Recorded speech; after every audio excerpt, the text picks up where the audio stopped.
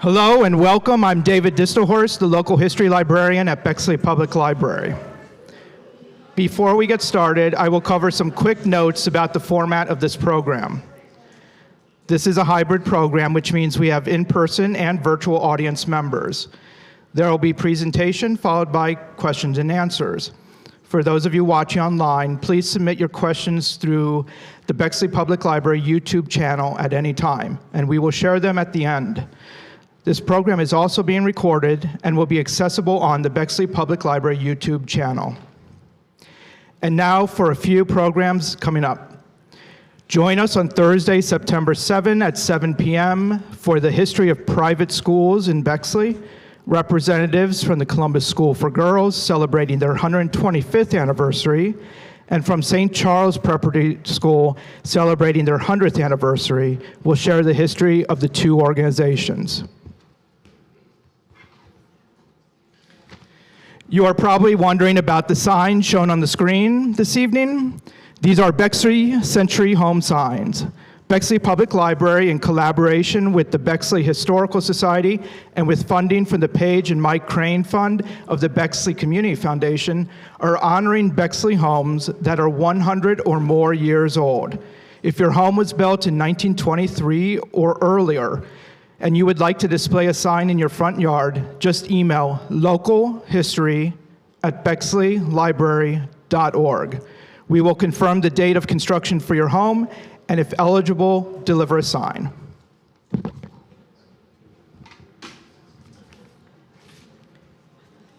And now a few words of introduction about tonight's speaker. Prior to his retirement, Larry Helman was a partner at NBBJ, where he managed an extensive number of major planning projects globally. He received a Bachelor's of Science degree in 1970 and a Master's of City and Regional Planning in 1972 from The Ohio State University. He and his wife, Kay, are the parents of two Bexley High School graduates. Larry is very active in the Bexley community. He's a member of the Bexley Historical Society, Southwest Bexley Steering Committee, Tree and Public Gardens Commission Board, Bexley Education Foundation Board of Governors, and Bexley's Architectural Review Board. And I would like to take this moment to thank the Bexley Historical Society for collaborating with us on this program and many others through the year. The trustees are here, some of them in their trustee shirts, and would love to talk to you after the program about anything Bexley history related. Thank you. Great. Thank you.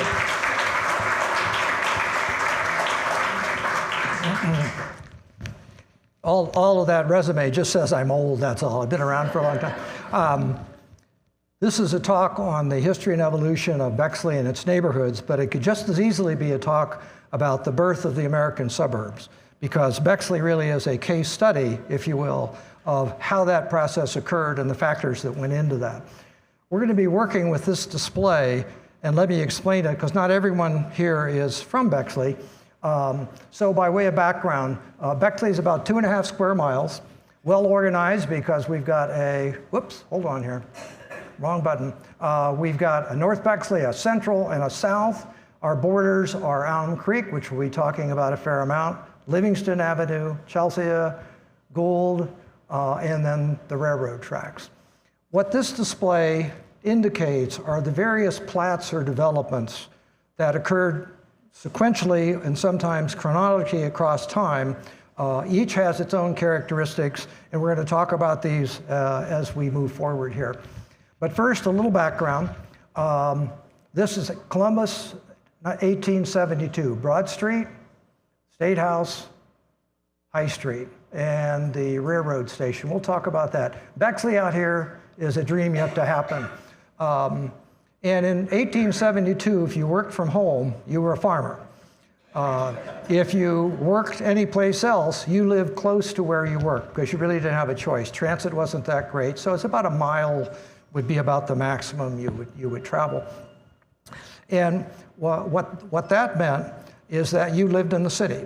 And if you lived in the city, you all lived in the city. Some neighborhoods were better than others, but basically you had the dream of living in the country. Everyone kind of wanted to live out in the country. Air was better, Air was, it was greener, less noise, and that became also a fundamental drive to the suburbs. So that out there someplace, and this is again Broad Street, come on here, right there. So out there someplace is this Bexley to be. And then lastly, before we then dig in here, Columbus at this time was like a big L. And to go around the horn, hold on here. The first development in the area was Lucas Sullivan, 1797, Franklinton, but he chose the wrong side of the creek, of the river, because it flooded. He should have chosen the other side, which is higher, e.g. High Street. The Germans took care of the south end, but that's where the meat rendering plants and other things were, so that wasn't particularly great. And then you had High Street. High Street was always been kind of the merchant street, the retail street, and of course it was also the beginning of the new agricultural college on North High. I'm sorry, the new agricultural college on the north side. And then you had Broad Street. Broad Street was the elegant street, had institutions, had the big churches, the big houses, and so forth. And it almost looks like an imperative for it to be continuing across the creek. And this, of course, is Allen Creek. So let's go to the other side of the creek. And so in the beginning, there were basically three areas that started. None of them were related to one another, and eventually, of course, they grew together to become one place. The first of those is what I call Lutheranville, and it was the movement of the seminary / Capital University to this side of the creek. Secondly was a really big play, and we'll talk about that in some detail, Bullitt Park Edition, 250 acres. And then lastly, what got built up around the railroad track as basically a place for employee housing to service the big industrial plant that was up there. And so the first area we'll talk about will be Lutheranville. And this is not Napoleon. This is the Reverend Dr. William Lehman, a brilliant theologian, and he was president of the seminary and the college back in the 1870s. And their location was at Goodale and High, land given them to by Lincoln Goodale of Goodale Park. The only problem with that location, it was a couple blocks away from the train station. And that's where all the in-migration happened. The Greeks, the Italians, the blacks up from the south, the Irish, and they all had their turf, and they all had their neighbors. There was a lot of fighting, and our seminarians would get caught up into that fighting and learn skills they didn't really need for the pulpit. And so it was basically time for them to move, and he selected 50 acres out in the country, up the hill on what's now Main Street, but back then was Friend Street. It's like a Mr. Rogers thing. And so you're in the country, and they bought 50 acres, kept 10 for themselves, and sold off to the rest of the ground. This was a red brick country. Hold on here, keep doing this. This is a red brick country church. It was the first of the Christ Lutheran churches. There's the second one's in place now. And if you've eaten at Giuseppe's, that's on the same site of where this exists. But the thing that was really great about Lehman's vision is that while before the institution had a building, now they had a campus. And a campus, in kind of a loose definition, is a place apart. And that certainly he achieved. The other thing that occurred as part of this, and this is, I don't know whether they're looking, look, Ma, no fighting. We're not fighting here. But the other thing that he achieved, because of its location on Main Street with the campus, was a de facto town square. And certainly Capitol's front lawn has become a town square for us. And what I find really interesting, exactly where these guys are standing, is where the Bexley Historical Society has its annual ice cream tent on the 4th of July to sell ice cream. So another shameless plug for the Historical Society. And then by way of subdivision, so this was the university. The lot sales were big lots because back then you might have a horse, you might have a cow, and so you needed that kind of ground.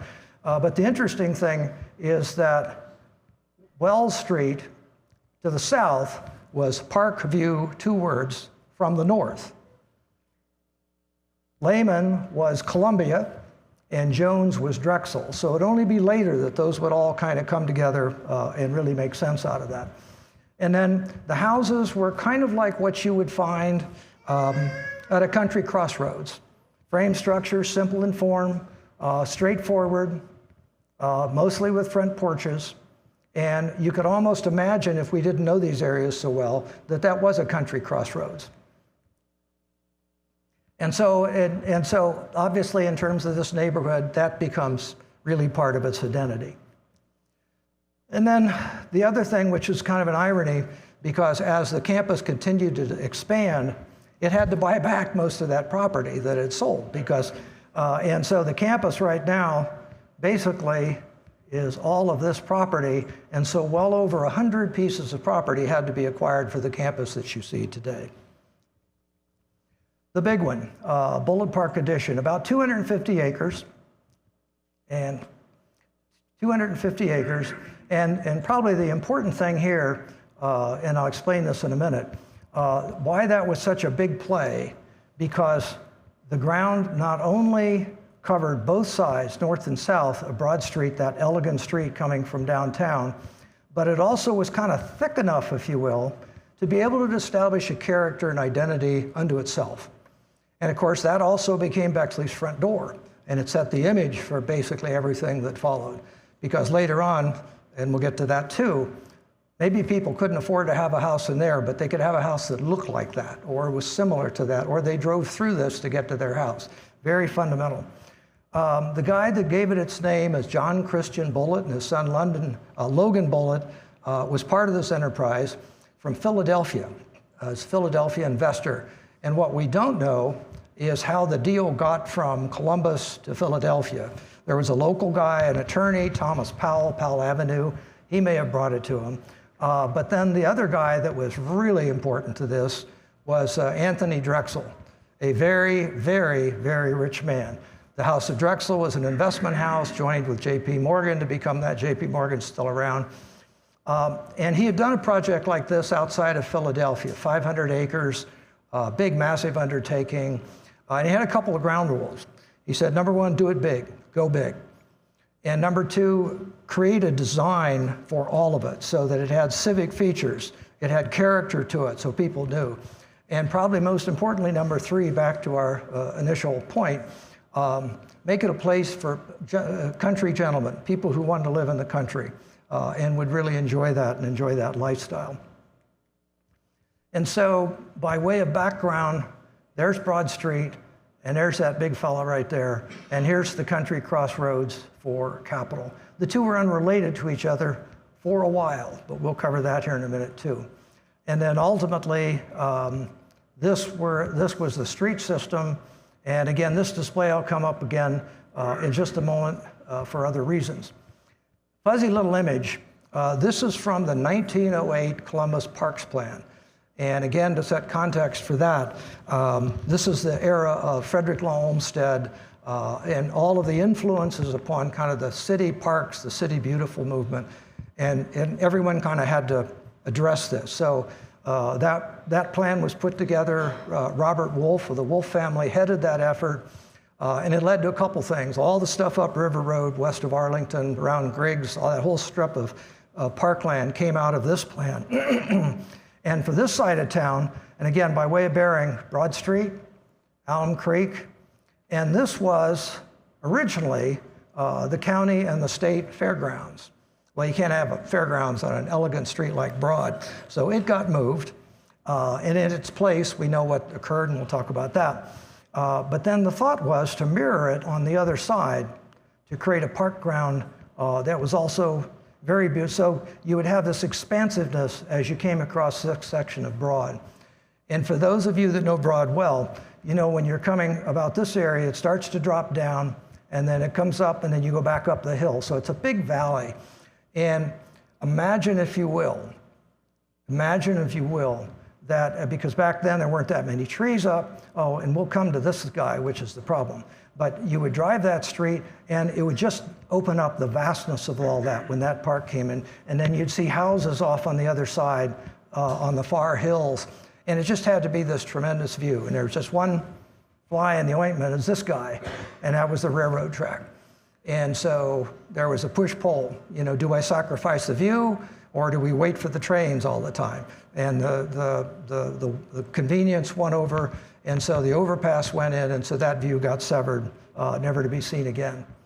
But at any rate, other big-time improvements that went in, Franklin Park, this guy was put in 1893, a direct copy of a similar structure at the Chicago World's Fair. And then Wolf Park. Wolf Park preserved a piece of country. And to this day, it still does that, and it serves us in so many ways. Beautiful monumental homes, the feeling of really almost like a country drive, if you could kind of imagine squeezing out the sides. Just a beautiful spot. Robert Wolf also built his own house on this, and also he built streets in front of the Bullitt Park addition to the west. If he's going to build a park, he's going to put his own streets on it, and he built his own, some very nice houses that are up and down that area. And then, of course, St. Charles went in 1925. Bishop Hartley was responsible for that. And that also provided green space on the north side of Broad. Even expanded this image, if you will, of the vast green space, preserved country that then the houses followed beyond that. Now, the reason I come back to this is that there it is, and here's Columbus. Well, of course, Columbus decided, and this is like shades of New Albany. Columbus decided it was time to annex the Bullitt Park addition. They wanted to bring it into the city. Well, the folks to be, the Robert Jeffrey, the Kilbournes, nobody really wanted to do that, and so they fought it. And it had to be awkward for Robert Jeffrey because he had been the 35th mayor of the city of Columbus, so that had to be a little weird. But they did win, and the reason they won is that they had to approach, and two sides had to decide to get together, Luthernville and Bullitt Park. And they did, and they formed a village in 1908, the day we're celebrating here today. And then I'm sure most of you already know that the name was chosen. It wasn't going to be, this area also was termed the village of Pleasant Ridge. That name didn't fly, but the name that was chosen from Kilbourne ancestral Old Bexley, which is now Bexley, a borough in London, city of London. So this is a plat from that area. About 1910, Wolf Park and Franklin Park are in. We're going to talk later about Sessions Village. And then you can see some of the civic infrastructure, circles and Columbus Commons. Couldn't have that name after you didn't join them. And then the Jeffrey property, the Kilbourne property. But the main reason I show this is if this is 1910 and you look at the Bullitt Park addition, there's a lot of unsold lots. So it wasn't a major success, at least at that time. Columbus wasn't Philadelphia. It didn't have that depth of riches to it. Houses. So, and again, caveat here on houses. These are houses, when I show houses, these are going to be houses that are representative of the houses in the areas. I don't want them to represent the houses. In other words, you could pick another 8 or 9 houses each time that would be equal and is great. But one of the first houses was the Harris House, Powell and Parkview, 1893, Queen Anne. Jeffries, of course, 1905. Jacobethan, grand thing. And Bob Jeffrey was kind of the Les Wexner of the Bullitt Park addition. I mean, and almost a lot of parallels in that. Big property, and people could, it just gave the area a great residence, along with the summer home, Hawkhurst of the Kilbournes. But then the infrastructure, Bexley Drexel Circle, Commonwealth Park, just an amazing, wonderful combination, athletic fields, arboretum, and soon to be a pond, thanks to this young lady down here. And then the houses. And maybe 2 things to focus on when you look at these houses. It's a lot we could talk about, but just the materiality and how the materials come together for a cohesive picture, if that makes sense. And then what I would call celebrated entries. And so as you look at the materials used, and then great house here, kind of a French hip to it, but what a beautiful entry, what an unbelievable setup to that house. And it's just one after the other, chateau, just great in all respects, and again, celebrated entry and great materials. Perfect, goodness, the Hoster House, Hoster Brewing. And then Colonial Revival, same use of great materials and detailing. And then the Sweetie, you can just see it all come together. So that just set the tone for this area, and it was just a beautiful collection of houses. Also part of this was Stanbury, and Stanbury represented the last piece, if you will, of the larger house lots and the larger houses. This fuzzy picture is the original plat, but the reason I wanted to point this out were the use of street trees. From early on, Drexel and people that followed said, we're going to put in street trees because it helps define the street, it gets a character. And if that was done in the 1890s, by the time a lot of these houses went in, those streets would have pretty well defined the nature of the streets. And I suspect most of you already know that because of our street trees, 2013, Bexley was declared an arboretum. Was the first and only city had ever been declared and accepted for that. Now there's a handful of others, but a great point of distinction for our community. And Stanbury had its own set of civic features, the Stanbury Circle, mini circle, but it's there. Same beautiful houses, same beautiful detailing. Some of the lots were smaller, but the houses were just exquisite and pretty great. Now, a sidebar. In front of, back to the Sessions project or property that I pointed out earlier, Sessions House, 1855, built by Elizabeth Barr, property bought from the Nelson family, Nelson Mill, Nelson Road. Nobody's sure why an octagon house was chosen. It was kind of an esoteric thing back then, but it was. And the house, of course, is still very much there today. But there's a great story wrapped around this because a fellow named Dwayne Fulton owned the property behind it. And when Mary Sessions, when it passed from her estate, he bought that property and he had this great vision. He had traveled extensively, he'd been to Europe, and he said, you know, I want to create a country French village. And so he hired an architect, Robert Roy Rees, sent him over there, dream commission, to learn all the detailings, to immerse himself in those kinds of detail, and to create a masterpiece. And that's basically what he did. 10 units were built. The same architect, incidentally, did the building we're in, the Bexley Library and the Christ Lutheran Church, and kind of the same rustic French Normandy stone style. But no detail was left untouched. Every inside detail, every outside detail. And great spots and what he was trying to achieve, what I would call splendid isolation. You would come in here and the world was held apart. And you had this beautiful setting. You had outdoor areas where it's a little fountain you can sit to, or inside there were nooks to sit next to a fireplace, anything that brought tranquility, and then beautiful gardens and beautiful. It was truly an absolute masterpiece. And so that became, to this day, a treasure for this community. Area number 2 in New Beginnings. That's right. I knew that the Bullet Park piece was going to be long. This is more about a railroad track. Now this goes way back in, it's an old map, I apologize for this, but here's Broad Street, and and when this map was done, Broad Street was either Harbor Pike, Granville Pike, Broadway Pike, or Broad Street. So you can decide, somebody saying, look, we're done, just call it Broad Street, let's move on. But come on here, hold on. The railroad track, the only crossing was the road to Cassidy's farm. Cassidy. And that, of course, became Cassidy. But the railroad track was really important. And in 1895, Rarick Manufacturing came in, huge concern, built a long building to create boilers, doggone it, my fingers, long boilers in a building that was 2 football fields long. Eventually became the Ralston Steel Car Company. They made railroad cars, 25 cars a day, employed about 700 people. And this railroad track that paralleled 5th is one of the largest industrial areas in all of Columbus. And many of the buildings are kind of still there in place. They've been repurposed.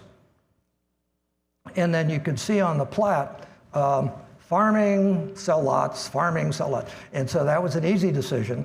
So his ground and many other pieces of ground became worker housing for those that were associated with this operation. He also, Thomas Dominic Cassidy, I should give his full name, he also donated land for St. Thomas Church and as well the school.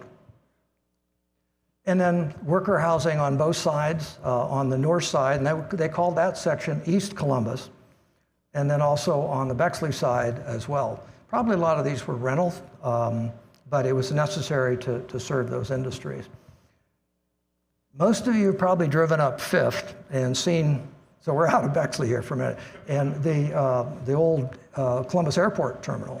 And I'm not sure anyone would have ever wondered, why is it so close to the road? Well, this is a little sidebar, because back when the airport started, planes could not make it over the Alleghenies.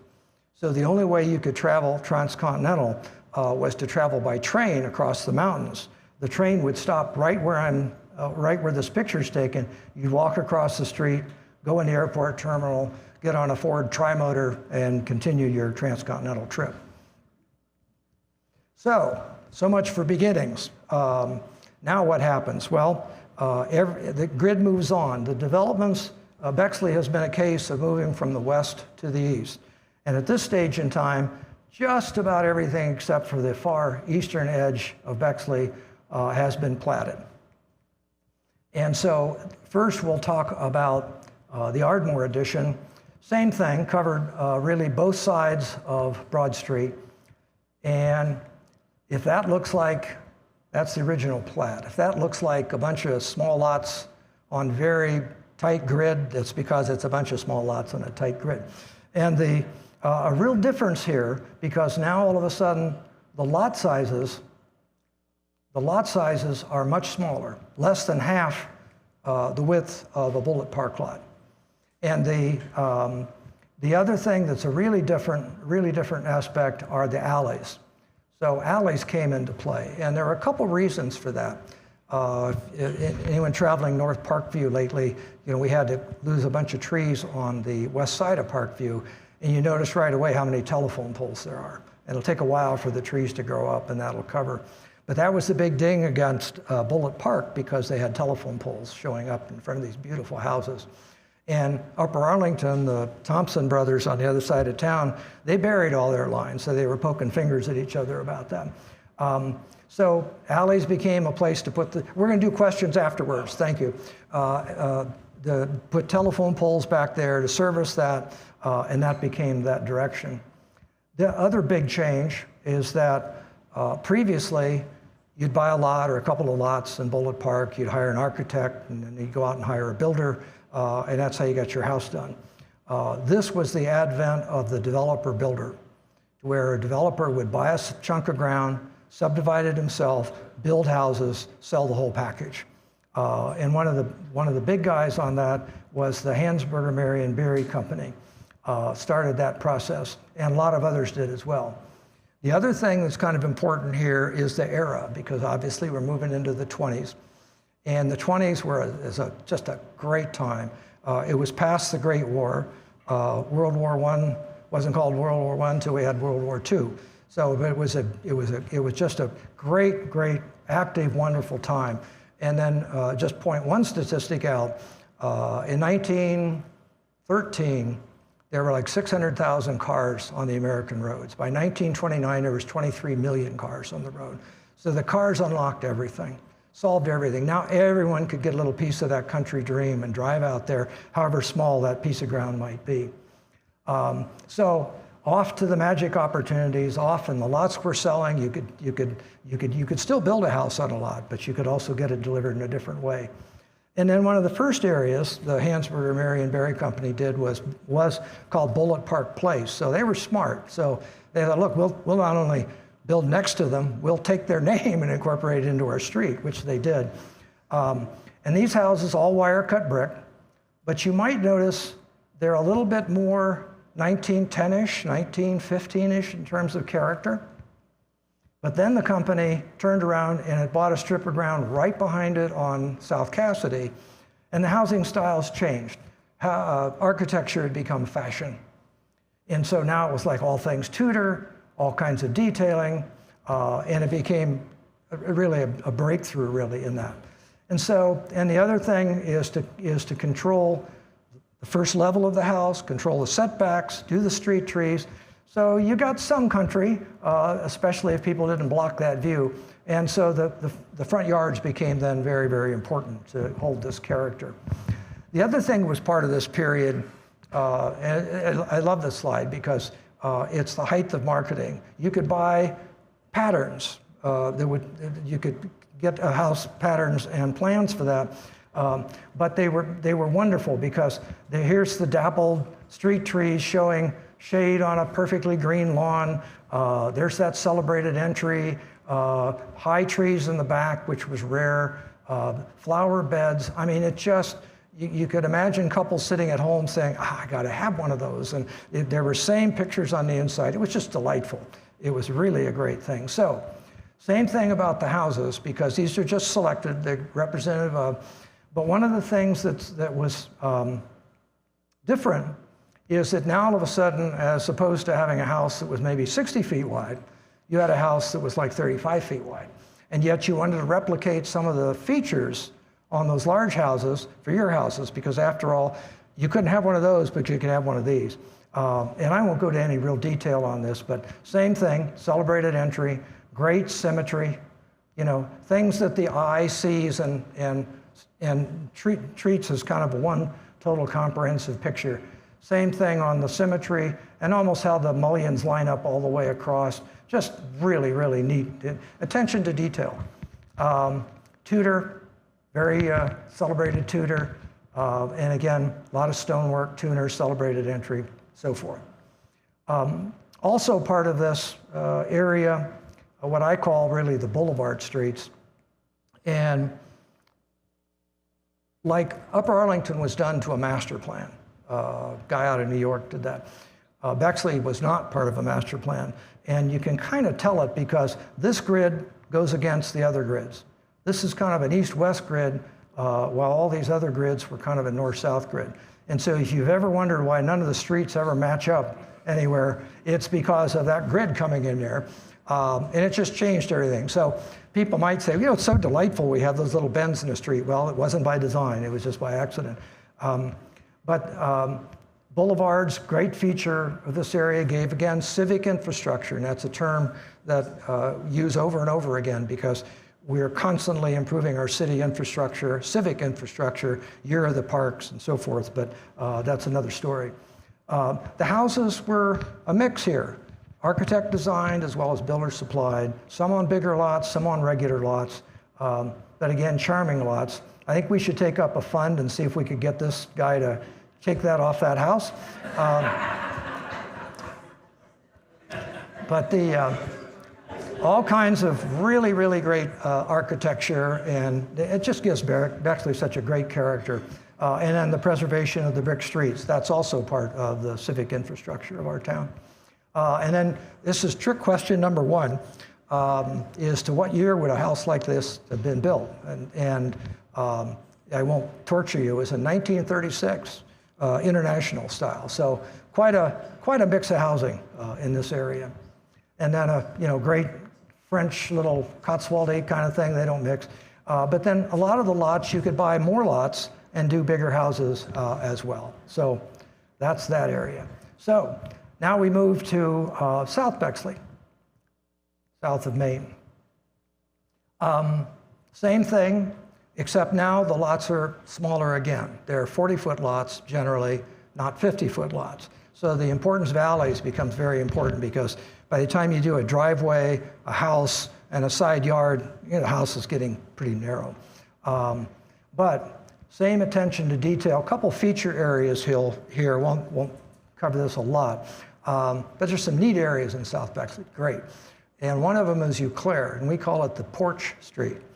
I think I'm correct in saying there's probably only 4 or 5 houses on the entire street that don't have front porches. And front porches is a cool thing because you're kind of out of your house, but you're not all the way out. And so you're there to take visitors and wave at people and all kinds of, it made it for a friendlier environment. So kind of a neat feature. The other neat area is kind of in and around Montrose, where there's a lot of Tudor houses and a lot of just darling ranches.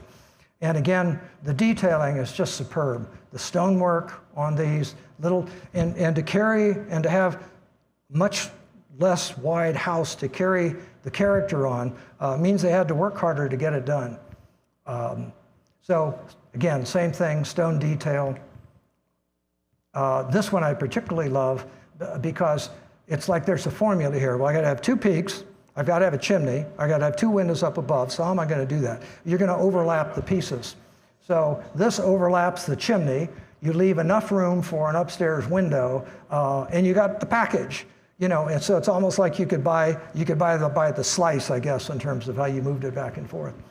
But again, some of these don't need any commentary. I do like, you know, just the vagaries of things. The chimney doesn't need that extra thing, but it just adds that piece of character to it, and it makes it really great. Same here with the tapering, the different stones brought in there, just fabulous detail. And you can't get this done anymore. You couldn't afford to do this in 1,000 years now. And then the last little special area down here, it's not Bexley Plaza anymore, it's Havenwood, but it's the only actually little built-in park space in all of South Bexley. But the houses are like little jewel boxes on this around Havenwood. I've had the benefit of being inside some of these, and the insides are as charming as the outside. Beautiful gumwood, ornate details, again, little jewel boxes. And then yet another delivery model to touch base on here, catalog homes. Sears was the big one on that. Sears was the Amazon Prime of its day, 100,000 items in their catalog. They decided to get into the housing business. And there were like 360 plans you could do, about 44 different styles. And you could, these came and you'd order it, and it would come on 2 flatbeds, about 25 tons worth of stuff, and about 30,000 parts, all of them numbered. Hopefully you didn't lose the sheet, the number, but so you hired your own builder or carpenter to assemble it. And typically these guys didn't come with any masonry because it was too expensive to freight the masonry. And then likewise, you had to get your own electrical and plumbing done as part of this. So all kinds of really interesting plans. Bexley has, we think, about 10 of these. Columbus about 205. 11? 12. Numbers going up. Do I hear 13? Do I hear 13? But again, you can imagine, and then also they all had American names. Martha Washington. You know, honey, could we buy the Martha Washington? So at any rate, so the grid had moved to the east, and here we are. We're about to become a city. What could go wrong? Everything was going so well. Well, the answer is everything went wrong. It's the Great Depression. And all of a sudden, everything just starts to shut down, and almost nothing happens. And so what does the Great Depression do? It leaves behind a lot of vacant lots throughout those plats, unbuilt on, and it leaves a lot of vacant areas, some platted, some not, at the far eastern edge. And this is probably the easiest part of the presentation because you can't take pictures of something that didn't get built. But there's one picture that does count, and by way of orientation, Cassingham Elementary, 1927, high school, 1932. You can see kind of the vacant lots popping up here and there, and then you see this area, basically the streets being installed. Well, this picture was taken in 1942, so the Depression had been 10 years in the past. And the only way the streets could get built was the WPA, Works Progress Administration, that got set up in, I think, 41, because there were no developers left to build the streets. There was no money left to it. You couldn't sell lots if you didn't have developed streets, so what were you going to do? But But then, of course, after every storm, the sun comes back out and things pick up again. And now we're really, we're kind of on the homeward stretch, if I might use that pun. So we're now talking about the far eastern edge of Bexley. But things were different again. Cultures had changed. And I'm going to make a point here because that may be a stereotypical picture representing the 1950s, but it wasn't. It wasn't for a lot of people. If you were Jewish, if you were black, you had deed restrictions. You couldn't buy into these communities. Not everyone had a dad who was so enamored he came home, watched TV in his suit. And, you know, blonde children and just everything was just perfect. But that's kind of what the image was supposed to be. And it was a more free time of life. And what that really meant is things kind of moved to the backyard. You had a backyard patio, you had awnings, you had a Barbie, all of that stuff. But the other thing that was part of this, while the dog and cats had made it into the house much earlier, now cars made it into the house, and they got a room all to themselves right off the garage. And so these attached garages just became a hit, and no one wanted these detached garages anymore that were really a carryover from stables and cars catching on fire and so forth. But the styles were much different, much freer, and low slung.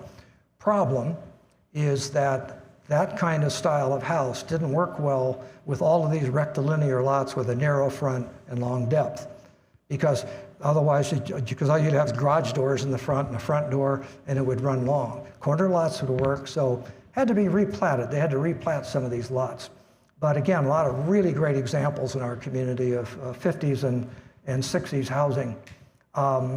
And Merkel was certainly one of the streets that shows a lot of change from that era. In some respects, similar houses, but the insides, the family rooms, the living room is now in the back to overlook the whole move to the backyard in terms of livability. But then there were the infill lots. And I don't know this for fact, but I'm FHA, the Federal Housing Administration, to help pump up housing, I think was 1934. The Federal Mortgage Act was, I think, 1938. But at any rate, my presumption is that these houses were FHA-approved designs and built. They became a bit ubiquitous through this part of Bexley, both the far eastern edge of South Bexley and then North Bexley as well. And great houses, just perfect, and it provides a great housing option for a lot of folks. And Stanberry Circle up top, and then, oops, that was the second trick question. The second trick question was going to be, where's the largest collection of stone houses in Bexley? And the hope would be you'd all say Parkview, Columbia, and so forth. Well, it's not. It's North Merkel. And some developer decided, you know, I want my Cape Cods to sell better than your Cape Cods, so I'll do mine in stone. And there's 32 of these guys on that street. And so it's a delightful collection. I mean, Bexley's just full of these little fun facts. And then this isn't in Bexley, but who could resist showing the metal Lustron house that's on Broadview, one block out. And all metal, everything was metal. Insides were metal, furniture was metal. And so if you hung pictures, you needed magnets. And I was going to make some joke about the three little pigs upgrading to a stone or a metal house over a brick house, but I won't do that. And then coming back to Sessions, that beautiful gem. Sessions, the last sold lot in Sessions was in 1932. The next sold lot in just Sessions was 1946. 14 years, no lot sales. So when it did pick back up, it kept, for the most part, most of the original design. And not so much maybe in the housing, but the lots determine how things would relate to one another. And so still very successful and still very well done. Let me back up. The other thing, and this is an early plat here. So Meadow Park, St. Charles, and then this was where Bishop Hartley's house was located. And that was associated with, obviously, with St. Charles. This was an unbuilt portion of Sessions Village. Nothing in any of the documents suggests what the plans were going to be. We know they weren't going to complete the street to do this because they wanted it in and out. Oh, and by the way, that's the Sessions lot. And so here's how it all played out. First, Bishop Hartley's house was removed, sold to Whit Dillon, and he created a 20-unit project there. Actually, the first of the moves, a guy named Novera Musson, who would be a student of Frank Lloyd Wright, interned with him, did a Frank Lloyd Wright house on Clifton. And then 2 more to follow. So this is like a little housing laboratory up through here. Lionsgate came later, almost kind of a McMansion type thing. And then obviously finishing up of the rest of Sessions. And so, you know, Sessions remain a glorious thing to this day, and it still is. Bishop Square has been, here it says it's old French architecture. I've read in some other things it's old Mediterranean architecture. It's just architecture, it's what it is. But great project and serves a lot of people and growing needs. One of the Frank Lloyd Wright houses in this area. Lionsgate with kind of the millennial mansions. There's 0 lot line, but all of these serve a housing need in our community. So that brings us to current. So now we really are on the home stretch here.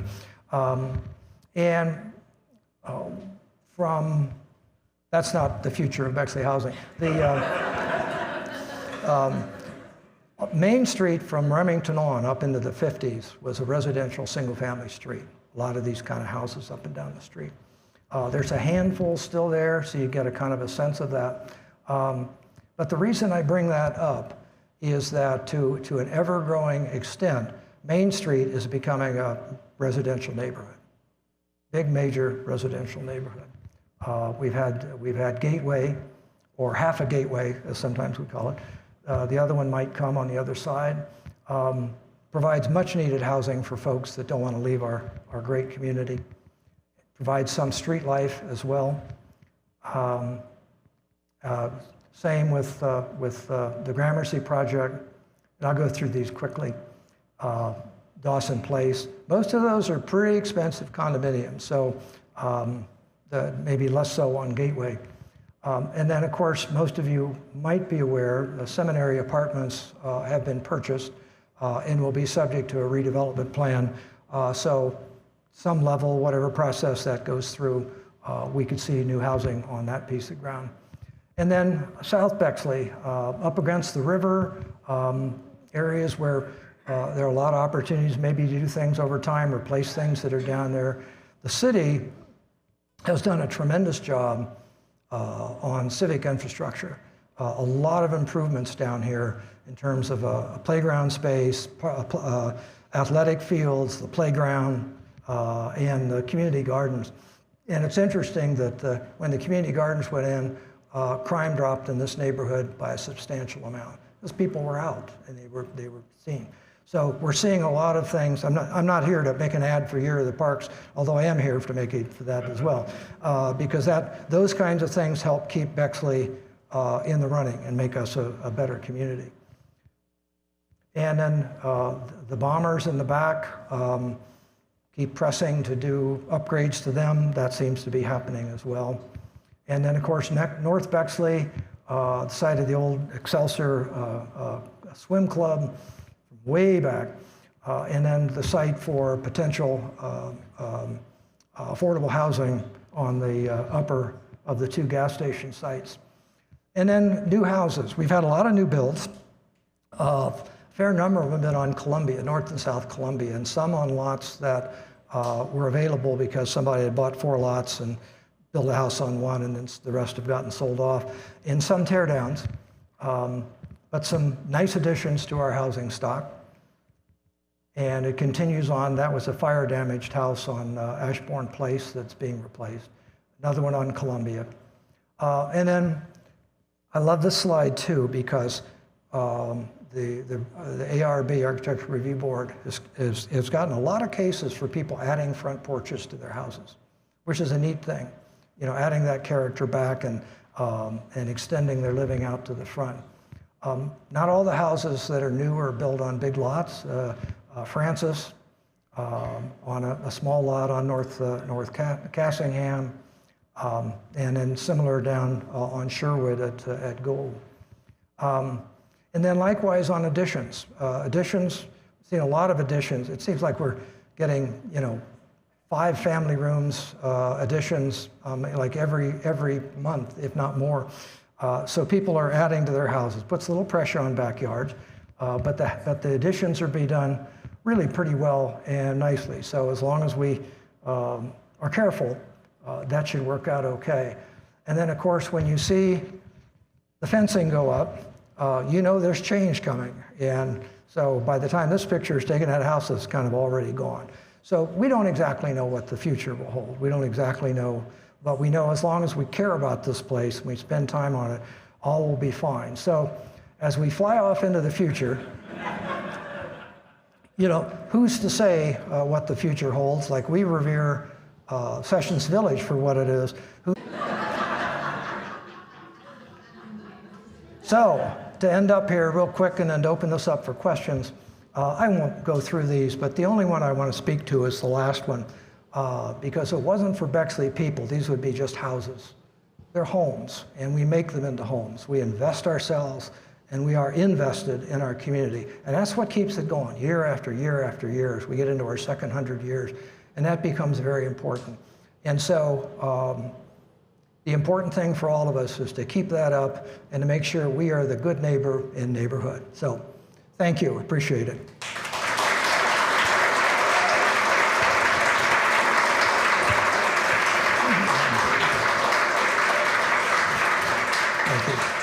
So we'll start out the questions. We ask that you ask your question with the microphone so that those viewing from home can hear.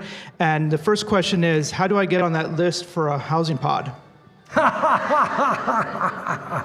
That's good. And to thank Karen Boker, who helped assemble the slides first. So if you could give her applause, I'd appreciate that too. Thank you. Thank you, Larry. That was a terrific talk. Really interesting. I grew up here. My name's David Lambert. Yes. And I've often wondered why Bexley didn't also incorporate Eastmore and Berwick into its boundaries, and if we know anything about that era. The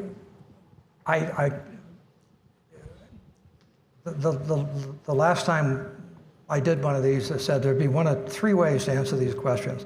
We'll answer it like we know it, we'll say we don't know it and research it, or we'll make it up. And so this one's going to be on the made up side a little bit. Because like Eastmore was done by the same Charles Johnson, who also did Northmore, and he also did, oh God, help me with the, Beach Wall, did Beach Wall. And he did that within the city of Columbus. So that was already kind of part of that. And so I think at the time, Bexley was just, it was too big a jump for him. They didn't really have the capacity for it. I don't think they wanted to get big. I don't think they had any intentions of that. And then it may have said something about the leadership at the time, that it was just a bridge too far. But it would have been interesting to do that, although you could argue wherever that, I certainly wouldn't want that line to have gone to James Road with what's been done to James Road. So maybe it's good to have the protective nature of Berwick and the protective nature of Eastmore between us and what a world that's changing pretty rapidly. Okay.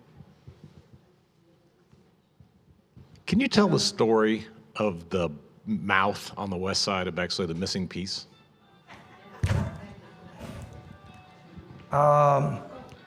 Okay, you're talking this piece. All right, well, a simple one.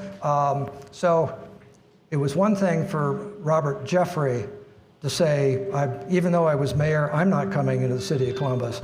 But it had been a real stretch for Robert Wolf to say, okay, I'll lead up your Columbus Parks plan, but I'm going to put the land and give it to Bexley.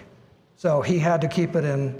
He had to keep it in the city to honor his commitment to that. So this is basically Wolf Park with Barton and Park Drive where the big houses are. And it used to be, and I won't go into that, there was another piece here that was the old, line's gone. Right. And that, in order to get at least 2 votes to keep it in Columbus. So that's the reason it's in there. It was never part of it. Never part of the city. No, it was developed and given to the city of Columbus for their parks.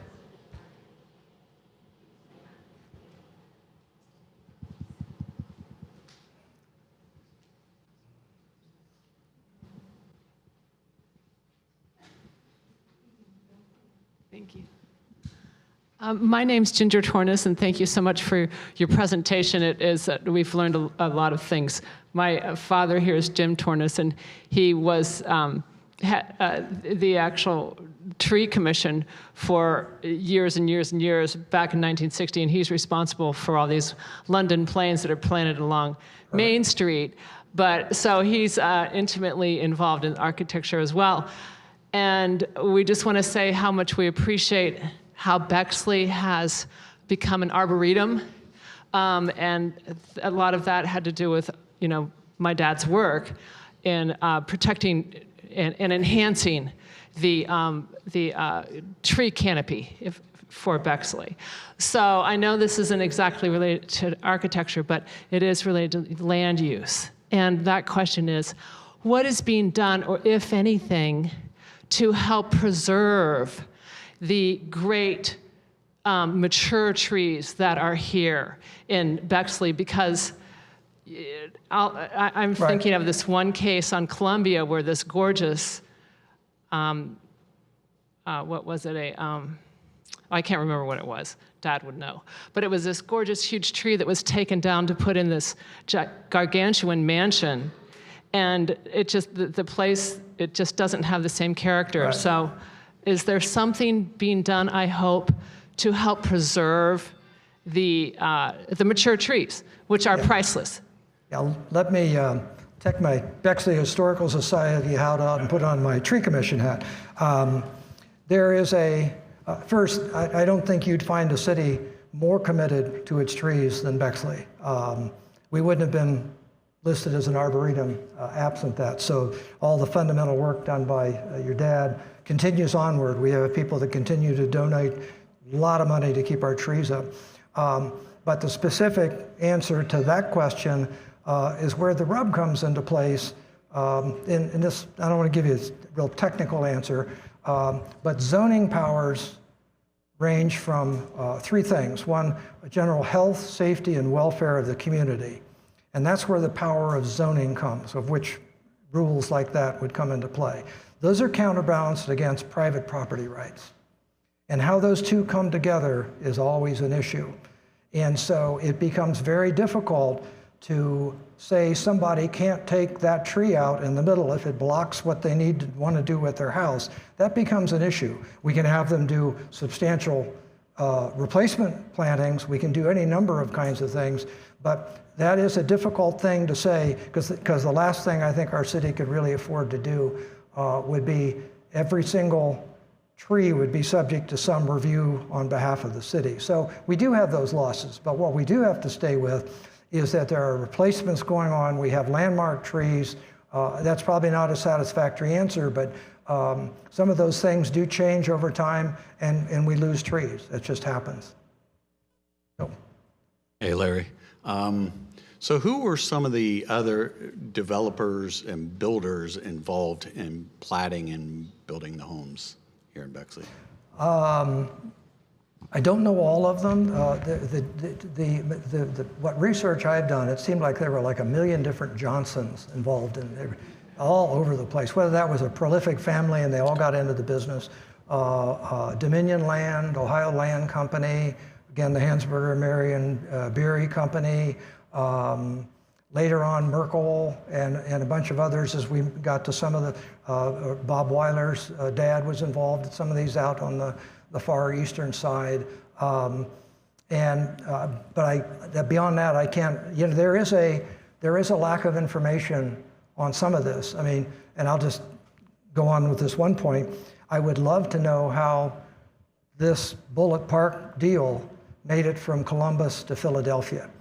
I'd really love to know how that happened. And who made the sale and who made the pitch to sign up a guy like Drexel and to get that done. We don't know, but it's the kind of thing that keeps your head in the game because you want to just keep probing. And of course, with your funding and if your help in terms of becoming members, we can keep that process up. So yeah.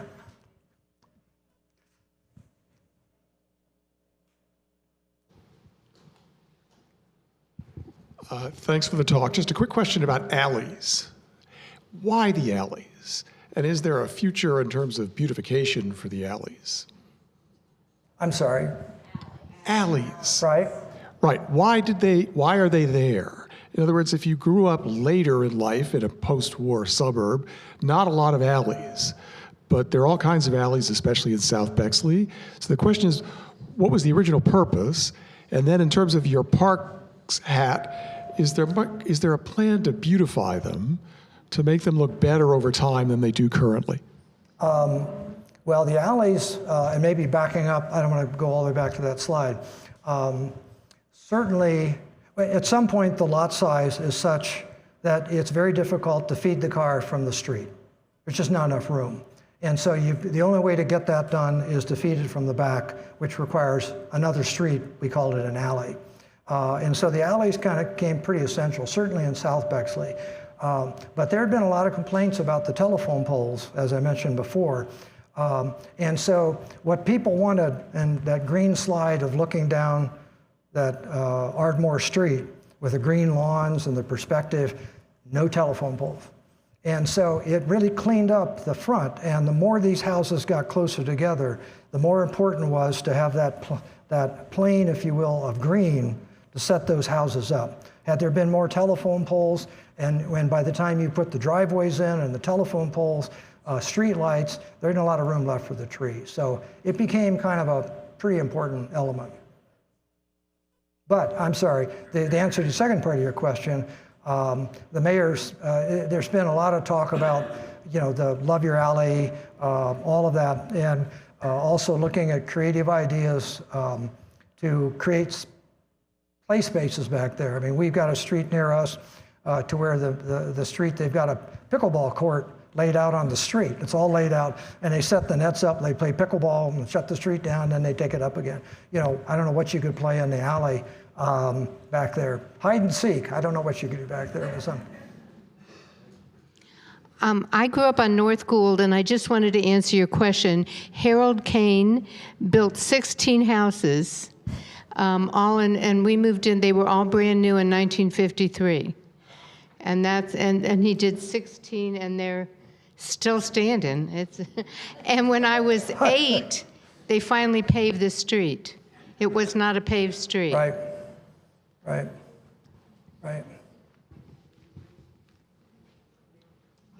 Any more questions?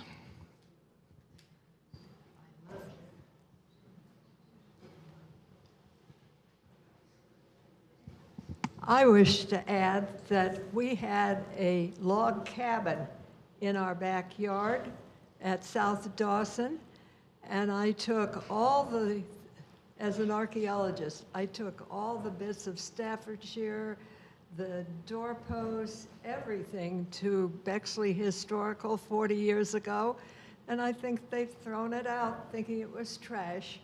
But I wrote a history of the early part, and the front yard had $18.99 half dollars from the Spanish-American War camp, but our lot alone had a lot of his prehistory. Well, I'm a relatively new trustee with the group, but I would tell you this, and I don't think the Historical Society has thrown out anything. When I look at it, it's got everything.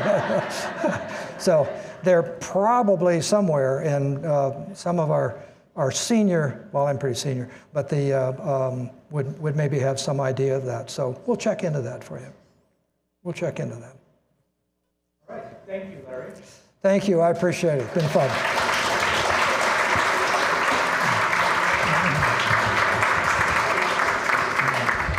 All right, there's still some cake left. The library is closed, so if you need the elevator, please meet me in the back, and I can bring you to the elevator and let you out the front door. Thank you.